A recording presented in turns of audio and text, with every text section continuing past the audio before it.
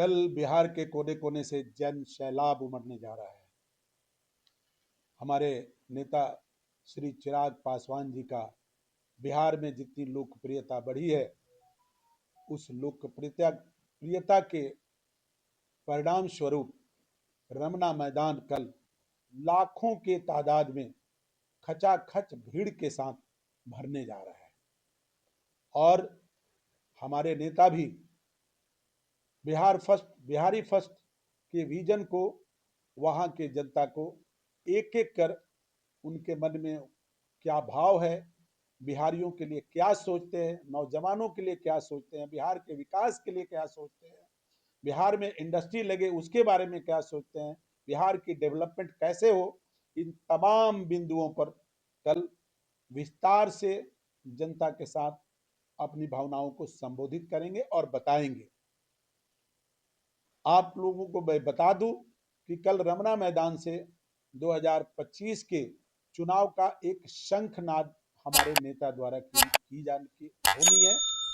और शाहबाद की धरती इस वक्त जिस तरीके से हमारे नेता को अपने दिल में बसा चुकी है, और हम लोग शाहबाद के कोने कोने में जब दौरा किए तो सबके मुख से एक ही स्वर था कि चिराग पासवान जी को शाहबाद की धरती से चुनाव लड़नी चाहिए।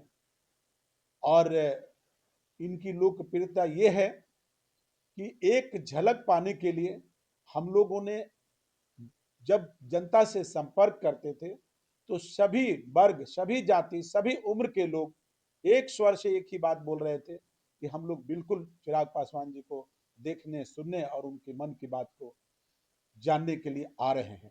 इसलिए आप लोगों को बहुत प्रयास करने की जरूरत नहीं है, हम लोग दिल से उतावले हैं।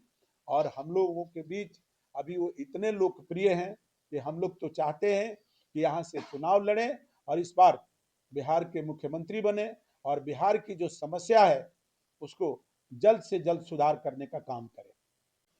देखिए, राहुल गांधी जी कुछ भी बोलते हैं।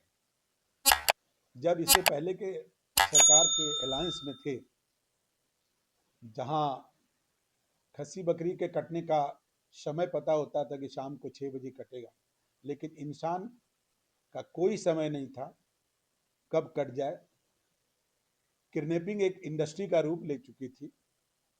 क्राइम का ये आलम था कि माँ बहनें जब घर के मेल मेंबर काम करने जाते थे तो घर के मंदिरों में पूजा करती थी कि शाम को हमारा बेटा, हमारा पति, हमारे घर का जो भी सामान काम करने गए हैं वो सुरक्षित पुनः घर वापस चले आए। तो उन्होंने जो कहा है इस वक्त कि अपराध की कैपिटल बन गई है बिहार, ये निराधार है। और सबसे बड़ी बात यह है कि अगर छोटी मोटी कोई भी घटनाएं हो रही है वो उन्हें दिख रहा है, लेकिन जितनी त्वरित कार्रवाई की जा रही है, जिस तरीके से अभी मुजफ्फरपुर कांड में भी तुरंत बुलडोजर गया और बुलडोजर से उसकी घर गिराई गई, प्रेशर में आकर वह तुरंत दोषी सरेंडर किया है। ये तमाम चीजें जिस तरह से इस समय हमारे एनडीए के शासनकाल में क्राइम 100% सुधरा है, तमाम चीजें सुधरी है। और कुछ घटनाएं अगर हो भी रही है तो उस पर त्वरित कार्रवाई की जा रही है। इसलिए उन्होंने जो भी वक्तव्य अपना दिया है वो निराधार है, किसी तरह का कोई उसका सिर पैर नहीं है।